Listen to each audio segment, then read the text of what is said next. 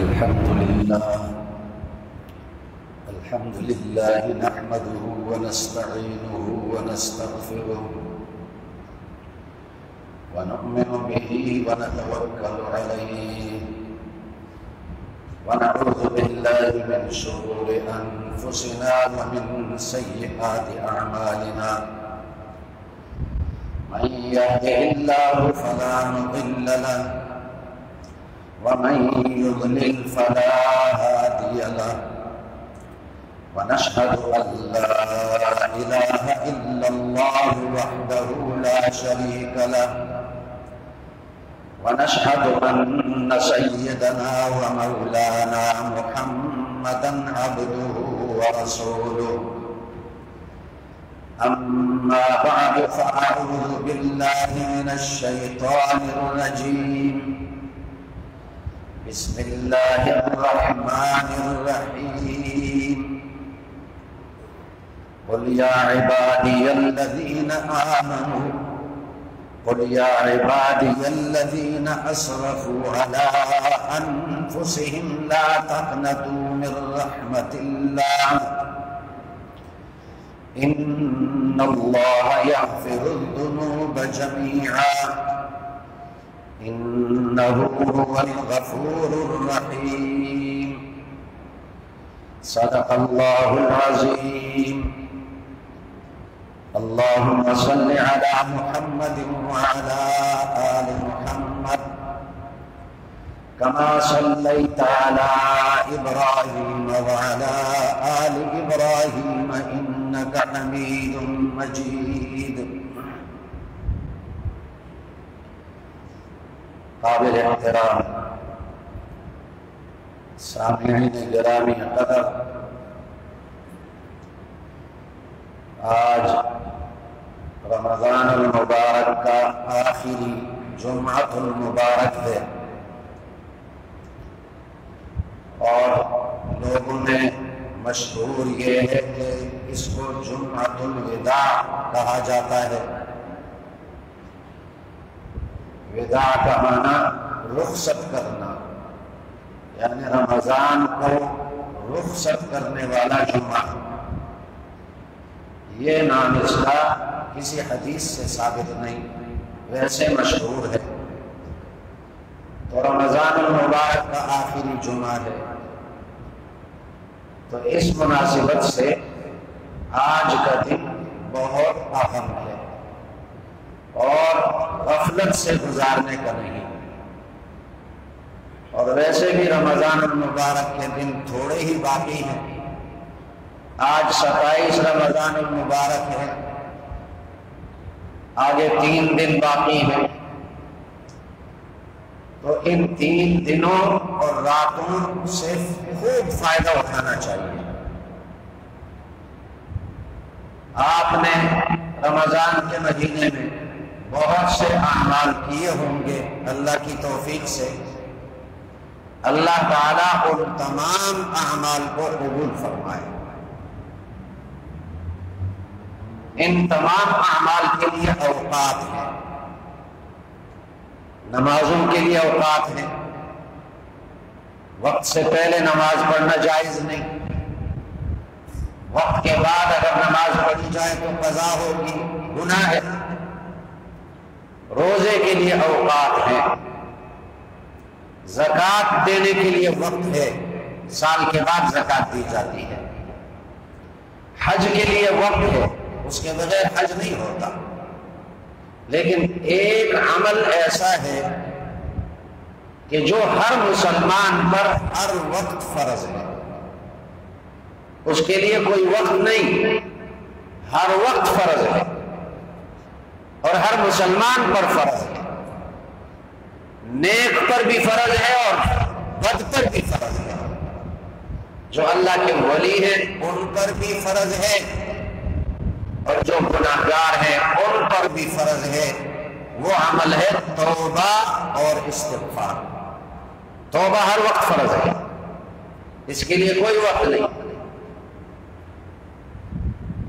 تو جو آیت میں نے پڑھی سورۃ الزمر کی، اس میں اللہ تعالیٰ نے اسی کے طرف اپنے بندوں کو متوجہ فرمایا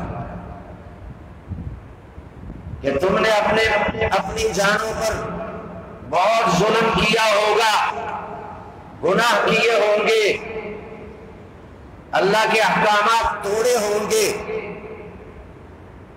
لیکن اللہ کی رحمت سے مایوس نہ ہوگا۔ جو توبہ کرتا ہے اللہ اس کے سارے گناہوں کو معاف کرتا ہے۔ قل کہہ دے اے نبی صلی اللہ علیہ وسلم، اپنی امت سے کہہ دے، یا عبادی الذین اسرفوا علی انفسہم، اے میرے بندو جنہوں نے اپنی جانوں پر ظلم کیا، لا تقنطوا من رحمت اللہ، اللہ کی رحمت سے مایوس نہ ہونا۔ ان اللہ یغفر الذنوب جمیعا، اللہ سارے گناہ معاف کرتا ہے۔ انہ هو الغفور الرحیم، وہ بخشنے والا ہے، رحم کرنے والا ہے۔ عبداللہ ابن عباس رضی اللہ عنہما جو مفسرین کے سردار ہیں فرماتے ہیں قرآن مجید میں سب سے زیادہ امید والی آیت یہی ہے کہ اس آیت کو پڑھ کر اور سن کر ہر بندے کو امید پیدا ہو جاتی ہے کہ اللہ مجھے معاف کرے گا۔ اور اس کے شان نزول کا ایک عجیب واقعہ ہے۔ جنگ احد میں وحشی ابن حرب جو ایک غلام تھا، حبشی غلام اور مشہور تیر انداز تھا، اس کا تیر نشانے پہ لگتا تھا، اس کو اس کے مولا نے یہ کہا کہ اگر تم نے رسول اللہ صلی اللہ علیہ وسلم کے چچا حمزہ کو شہید کیا تو میں تجھے آزاد کر دوں گا۔ وحشی ابن حرب نے حمزہ رضی اللہ عنہ کو شہید کیا۔ حمزہ نبی کریم صلی اللہ علیہ وسلم کے چچا ہیں اور سید الشہداء ہیں۔ سید الشہداء حدیث میں ان کا نام آتا ہے، وہ سارے شہیدوں کے سردار۔ تو جب وہ شہید ہوئے نبی کریم صلی اللہ علیہ وسلم کو بہت دکھ ہوا، اتنا دکھ ہوا کہ آپ نے فرمایا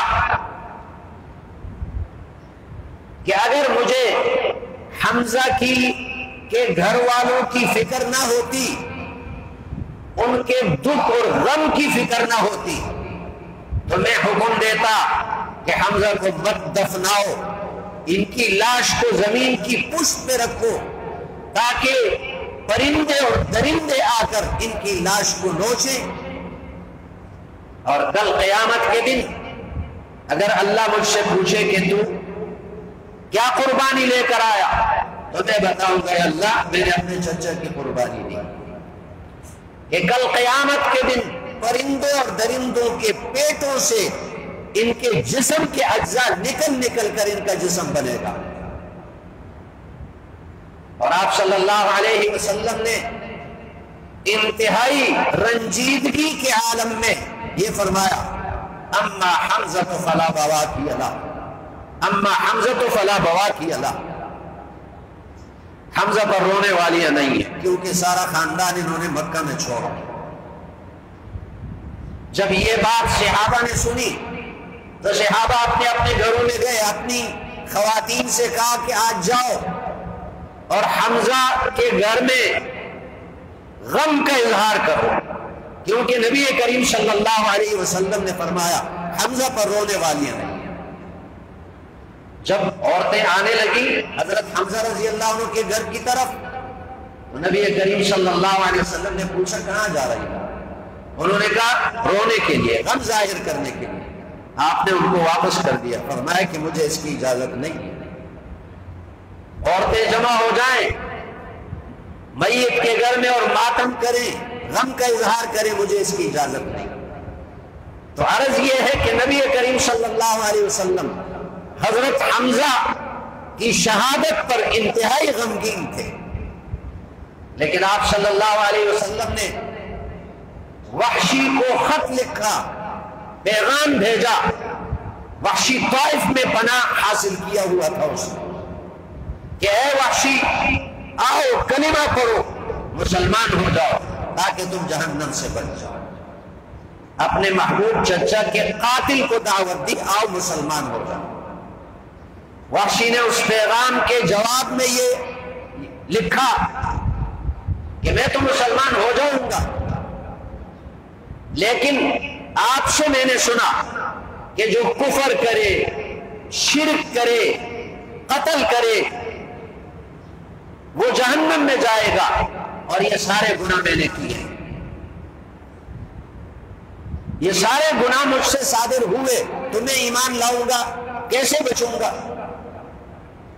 جب یہ پیغام پہنچا نبی کریم صلی اللہ علیہ وسلم کو تو قرآن کی ایک اور آیت نازل ہوئی، الا من تاب وآمن وعمل عملا صالحا فاولئک یبدل اللہ سیئاتہم حسنات، کہ ٹھیک ہے جس نے کفر کیا، شرک کیا، قتل کیا، شراب پی، وہ جہنم میں جائے گا، لیکن اس سے مستثنا بھی ہے وہ آدمی جس نے توبہ کی، ایمان لایا اور اچھے اعمال کیے،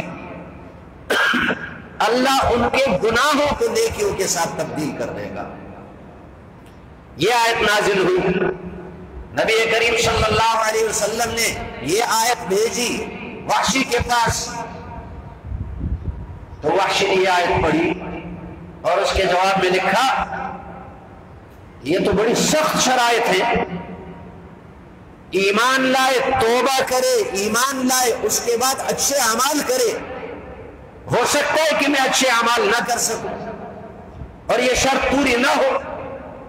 جب یہ پیغام آیا نبی کریم صلی اللہ علیہ وسلم کے پاس تو قرآن مجید کی یہ آیت نازل ہوئی جو میں نے پڑھی، قل یا عبادی الذین اسرفوا علی انفسہم لا تقنطوا من رحمت اللہ، اے میرے بندو جنہوں نے اپنی جانوں پہ ظلم کیا، اللہ کی رحمت سے مایوس نہ ہونا، اللہ سارے گناہوں کو معاف کرتا ہے، وہ بخشنے والا، رحم کرنے والا ہے. یہ آیت نازل ہوئی جب نبی کریم صلی اللہ علیہ وسلم نے یہ آیت لکھی اور وحشی کے پاس بھیجی، اور وحشی نے یہ آیت پڑھی، کیونکہ عربی زبان سمجھتے تھے، قرآن کا معنی سمجھتے تھے. یہ آیت پڑھ کر وحشی کہنے لگا ہاں اس آیت سے امید پیدا ہوتی ہے، یہ امید والی آیت ہے. تو وحشی نے توبہ کی اور مسلمان ہوا، صحابی بنا. لیکن نبی کریم صلی اللہ علیہ وسلم نے ان سے فرمایا کہ تم میری مجلس میں سامنے مت بیٹھو، ہو سکتا ہے کہ تجھے دیکھ کر مجھے اپنے چچا یاد آئے اور مجھے دکھ پہنچے اور مجھے دکھ پہنچانے کی وجہ سے کہیں تمہارا ایمان ضائع نہ ہو. اس لیے وحشی سے کہا تم ذرا کنارے پر بیٹھا کرو. تو یہ آیت امید والی کہ اللہ معاف کرتا ہے لیکن کوئی معافی مانگے. تو آج رمضان کا آخری جمعہ ہے، چند دن باقی ہے، چند راتیں باقی ہیں، ہم توبہ کریں اور اپنے گناہوں کی اللہ سے معافی مانگیں. میں نے عرض کیا توبہ ہر آدمی پر ہر وقت فرض ہے، چاہے کوئی بڑا ولی اللہ ہو اس پر بھی توبہ فرض ہے. اللہ نے فرمایا توبوا الی اللہ جمیعا ایھا المؤمنون لعلکم تفلحون، اے ایمان والو سارے کے سارے توبہ کرو. یہ نہیں فرمایا کہ جو گناہگار ہے وہ توبہ کرے، سارے توبہ کرو. اور توبہ کس بات سے ہے؟ توبہ مستقل عبادت ہے. جس نے کبھی گناہ نہیں کیا اس نے جو اعمال کیے وہ یہ دعویٰ نہیں کر سکتا کہ اللہ کی شان کے مطابق میں نے اللہ کی عبادت کی. جب اللہ کی شان کے مطابق عبادت نہیں ہوئی، کوتاہی ہوئی، یہ بھی گناہ ہے، اس پر بھی توبہ کی جائے.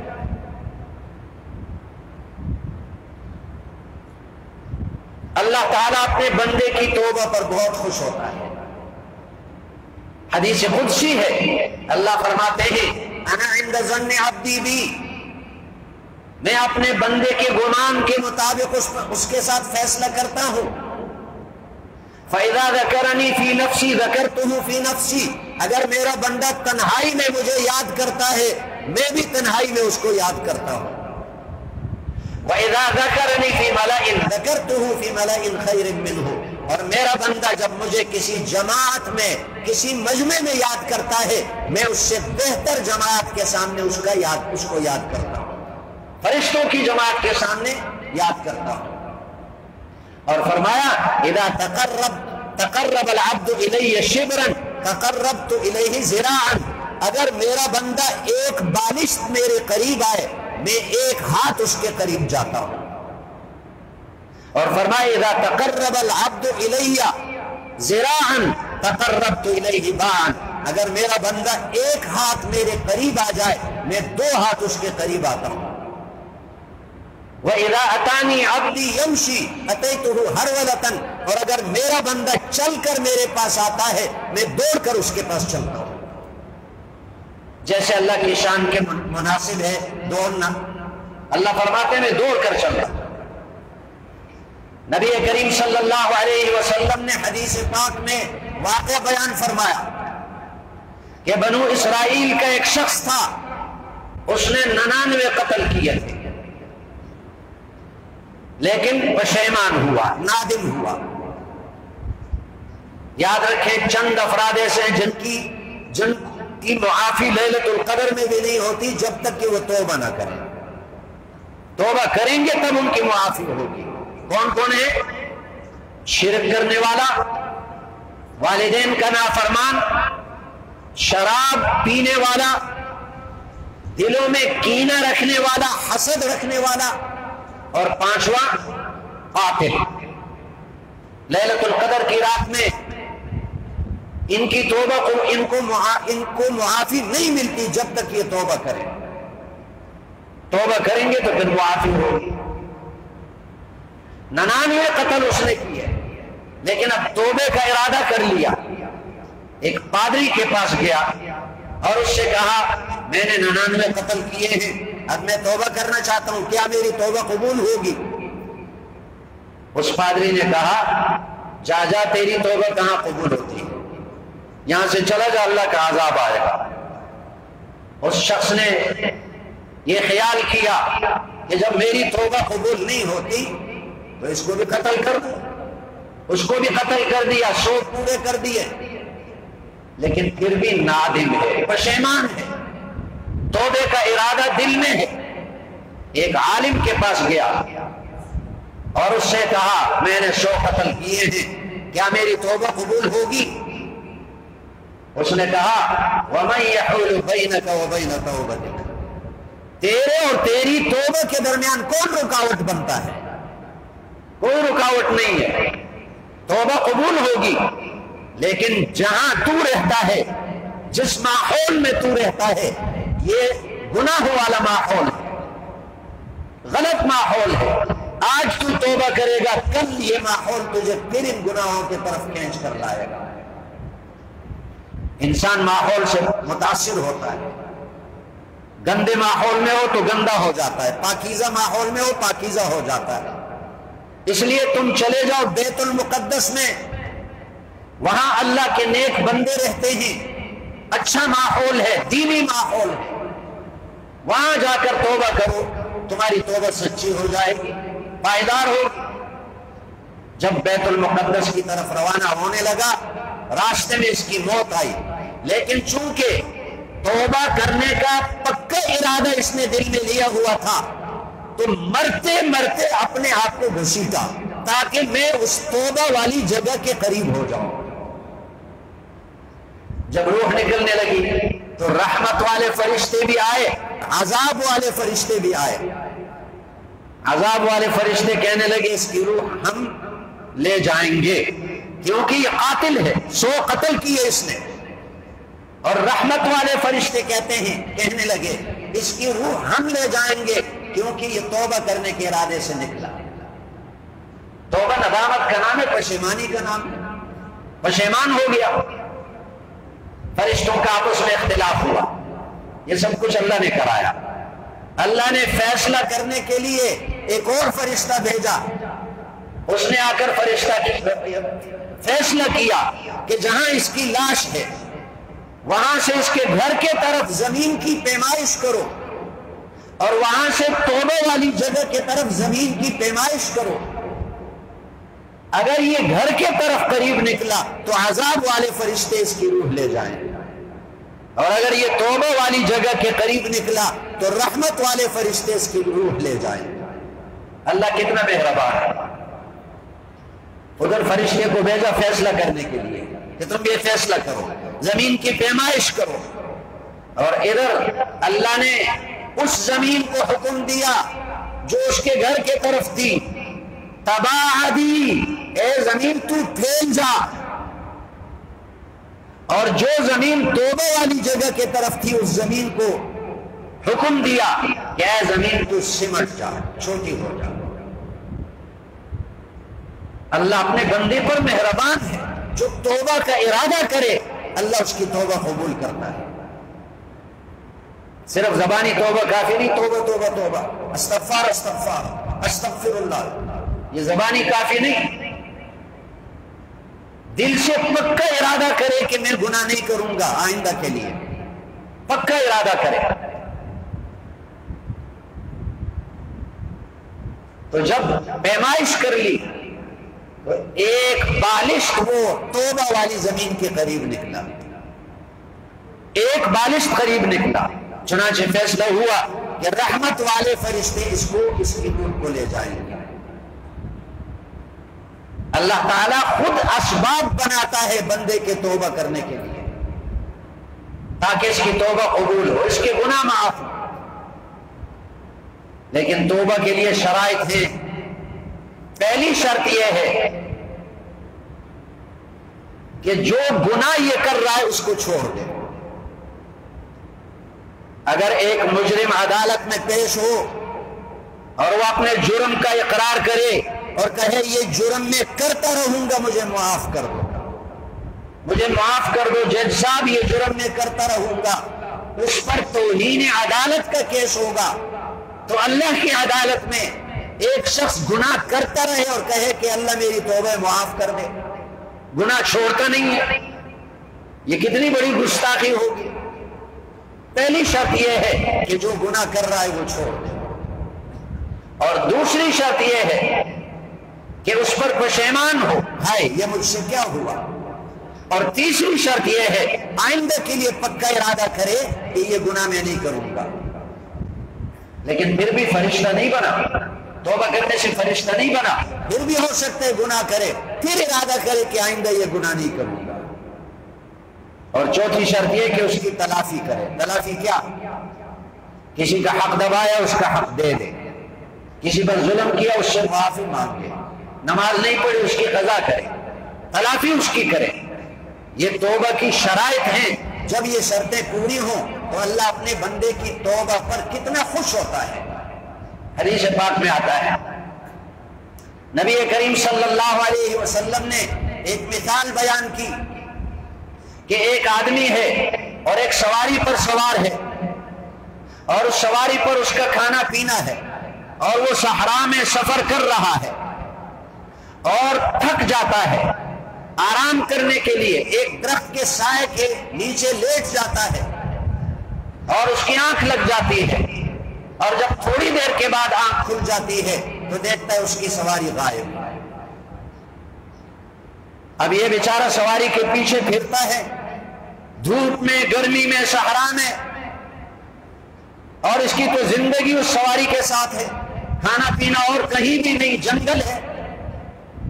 آخر تھک جاتا ہے اور بھوک اور پیاس کی وجہ سے نڈال ہو جاتا ہے، اور پھر اس کو یقین ہو جاتا ہے کہ اب میں نے مرنا ہے. تو ارادہ کرتا ہے کہ جس درخت کے نیچے میں آرام کرنے کے لیے لیٹا تھا اسی درخت کے نیچے اب مرنے کے لیے جا کر لیٹتا ہوں. وہاں آ کر لیٹ جاتا ہے مرنے کے لیے، اور اس کی آنکھ لگ جاتی ہے، اور تھوڑی دیر کے بعد آنکھ کھل جاتی ہے تو دیکھتا ہے سواری سامنے کھڑی ہے، اس پر اس کا کھانا بھی ہے، پینا بھی ہے. یہ کتنا خوش ہوگا. دنیا میں اس سے بڑی خوشی کا کوئی تصور نہیں ہو سکتا کہ ایک آدمی کو دوبارہ زندگی مل جائے. اس سے بڑی خوشی دنیا میں نہیں ہو سکتی. یہ مثال پیش کی نبی کریم صلی اللہ علیہ وسلم نے کہ اللہ اپنے بندے کی توبہ کرنے پر اس سے بھی زیادہ خوش ہوتا ہے. تو کیا خیال ہے, اللہ کو خوش کریں گے یا نہیں کریں گے؟ اس لیے رمضان کے ان دنوں میں, بلکہ ابھی سے, کیا پتہ ہے شام تک ہم زندہ ہو یا نہ ہو, توبہ کر لیں اور جس جس کا حق ہے اس کو ادا کرنے کا پکا ارادہ کریں, اس سے معافی مانگنے کا پکا ارادہ کریں. آخر میں ایک بات عرض کر دیتا ہوں, ہم نے کئی دنوں سے خاموشی ظاہر کی, لیکن اب ایسی بات سامنے آئی کہ اس پر خاموشی اختیار کرنا اپنے ایمان کو ضائع کرنا ہے. یہ جو حکومت چلی گئی اور اس کے بعد انہوں نے مظاہرے شروع کیے, تو رمضان المبارک کے مہینے میں لڑکیاں نچوائیں انہوں نے, مخلوط اجتماعات کیے. ضلع دیر تیمر گرہ میں عشاء کی نماز کے وقت یہ لوگ مسجد کے اندر گئے اور نمازیوں پر حملہ کیا اور مسجد کی بے حرمتی کی. آپ نے سنا ہوگا واقعہ. پھر اس کے بعد کوہاٹ میں انہوں نے مدرسے پر حملہ کیا, اپنے مظاہرے کے دوران مدرسے پر حملہ کیا. پھر اس کے بعد یہ 3 دن پہلے اسلام آباد میں تراویح کے وقت مسجد کے اندر گھسے اور وہاں لڑائی شروع کی. یہ تو چلو اپنے ملک کی بات تھی, لیکن ابھی اسی جماعت کے گروہ نے مدینہ منورہ میں جو طوفان بدتمیزی مچا رکھا وہ آپ سب کے سامنے ہے کہ وہاں نعرے بازی کی, نعرے لگائے. یاد رکھیں نبی کریم صلی اللہ علیہ وسلم کے روزہ مبارکہ کے اوپر یہ آیت لکھی ہوئی ہے, لا ترفعوا اصواتکم فوق صوت النبی ولا تجهروا له بالقول كجهر بعضكم لبعض ان تحبط اعمالكم وانتم لا تشعرون. آیت لکھی ہے, اے ایمان والو میرے نبی کے سامنے اپنی آوازیں بلند نہ کرو, مت چیخو, اس سے تمہارے اعمال ضائع ہو جائیں گے اور تمہیں خبر بھی نہیں ہوگی. اور انہوں نے جا کر نبی کے روزے کے سامنے مسجد کے باہر شہنی کا واقعہ ہے, وہاں نعرے لگائے چور چور کے اور پتہ نہیں کیا کیا نعرے لگائے. یہ نبی کریم صلی اللہ علیہ وسلم کو انہوں نے ایذا پہنچائی, اور ایسے شخص کے لیے قرآن کا حکم یہ ہے کہ ان کے اعمال برباد ہو گئے, ضائع ہو گئے. ایک صحابی ہے ثابت ابن قیس, ان کی آواز اونچی تھی قدرتاً. جب یہ آیت نازل ہوئی وہ جا کر اپنے گھر میں رونے لگے. ایک دن نہیں آئے نبی کی مجلس میں, دوسرے دن نہیں آئے, تیسرے دن نہیں آئے. نبی کریم صلی اللہ علیہ وسلم نے پوچھا ثابت نظر نہیں آ رہے, وہ کہاں ہے؟ صحابی نے عرض کیا رسول اللہ میں اس کی خبر لے کر آتا ہوں. اس کے گھر پر گئے, سر جھکائے ہوئے رو رہے ہیں. انہوں نے پوچھا کیوں رو رہے ہو؟ عرض کہنے لگے کہ آیت نازل ہوئی نبی کے سامنے اپنی آوازیں بلند مت کرو, تمہارے اعمال برباد ہو جائیں گے. میری آواز قدرتاً اونچی ہے, فطرتاً اونچی ہے, کہیں اس بات کا خطرہ ہے کہ نبی کے سامنے میری آواز بلند ہو جائے تو میرے اعمال ضائع ہو جائیں گے. ان کی آواز ویسے اونچی تھی, کوئی گالی نہیں دیتے تھے, کوئی نعرے نہیں لگاتے تھے, آواز اونچی تھی فطری طور پر. جب صحابی نے آ کر خبر دی تو نبی کریم صلی اللہ علیہ وسلم نے فرمایا کہ جاؤ اس کو کہو کہ تم آ جاؤ, اس کو جنت کی خوشخبری بھی دے دو اور اس کو بلاؤ, تمہاری آواز قدرتاً اونچی. اب اس کے لیے بہانے بناتے ہیں, بجائے اس کے کہ معذرت کرتے, معافی مانگتے, ان لوگوں کو گویا کہ سزا سناتے. لیکن یہاں ان کی مدافعات شروع ہو گئی, ان کا دفاع شروع ہوا. بعض کہتے ہیں کہ سچی بات کی, چور چور کا نعرہ لگا, سچی بات کی, کون سی جھوٹی بات کی؟ بعض کہتے ہیں مسجد کے اندر نہیں ہوا، مسجد کے باہر ہوا. بھائی مدینہ بھی تو مدینہ ہے. جیسے مسجد کی بے حرمتی حرام ہے، گناہوں اور اعمال کے ضائع ہونے کا خطرہ ہے، میرے نبی کے مدینے کی بے حرمتی وہ بھی اسی طرح حرام ہے اور اعمال کے ضائع ہونے کا خطرہ ہے. کیا مدینے کی بے حرمتی جائز سمجھتے ہیں؟ یہ ایک تو انہوں نے نبی کے روزہ سامنے نظر آتا ہے اور وہاں انہوں نے نعرے لگائے نبی کے روزے کی بے حرمتی کی، بے ادبی کی. اور دوسرا، نبی کریم صلی اللہ علیہ وسلم کے پاس یہود اور نصارہ مہمان بن کر آتے تھے، وفد آتے تھے آپ کے پاس. آپ صلی اللہ علیہ وسلم ان وفود کا اکرام کرتے تھے، احترام کرتے تھے اور ان کو ہدیے بھی دیتے تھے، تحفے بھی دیتے تھے، کافروں کو بھی ہدیے دیتے تھے. اور یہ مسلمانوں کا وفد، وزیر اعظم کے ساتھ مسلمانوں کا وفد وہاں عمرے کے لیے گیا مدینہ منورہ میں. یہ کس کے مہمان تھے؟ رسول اللہ کے مہمان تھے. تو اتنے بدتمیز لوگ ہیں کہ جو رسول اللہ کے مہمانوں کے خلاف نعرے لگاتے ہیں. وہ رسول اللہ کے مہمان تھے. بھائی تمہارے گھر پہ کوئی مہمان آ جائے اور تمہارے مہمان کو کوئی گالی دے یا اس کے خلاف نعرے لگائے، تمہیں غصہ آتا ہے کہ میرے مہمان کی بے حرمتی کی. تم نے رسول اللہ کے مہمانوں کی بے حرمتی کی. اور اس کے ساتھ تیسری بات یہ ہے کہ انہوں نے ہمارے ملک کو بدنام کر دیا، پاکستان کو بدنام کر دیا پوری دنیا نے. وہاں پوری دنیا کے لوگ آتے ہیں، وہ سمجھتے ہیں کہ پاکستانی ایسے بے ادب اور گستاخ ہیں. یہ لوگ چلے تھے ریاست مدینہ قائم کرنے کے لیے اور مدینہ کی بے حرمتی کر رہے ہیں، اور ان کے بڑوں نے آج تک ابھی تک اس کی کوئی تردید نہیں کی اور اس کو برا نہیں کہا، مذمت نہیں کی. کسی کا مذمتی بیان نہیں آیا. اور میں عرض کر دوں، آج میں صبر ہی نہ کر سکا اس واقعے کو سن کر. ہمارے اکابر علماء نے جب یہ واقعہ سنا رونے لگے. کیا ہے مدینہ کی بے حرمتی؟ جس پارٹی کا لیڈر 4 سال تک ہر تقریر میں اس کی اول سے آخر تک تقریر گالیوں پر مبنی ہو، یہ چور، یہ ڈاکو، یہ لٹیرے، یہ بگوڑے، یہ چوہے، یہ فضلو، یہ ڈیزل، یہی تقریر تھی. جب لیڈر کی تقریر ایسی ہو تو اس کے جتنے چمچے کھرچے ہوتے ہیں وہ سب ایسے ہی بے ادب اور گستاخ ہوتے ہیں. اب بھی اگر آپ دفاع کریں گے تو اپنے ایمانوں کی فکر کریں. سبحانک اللہم و بحمدک.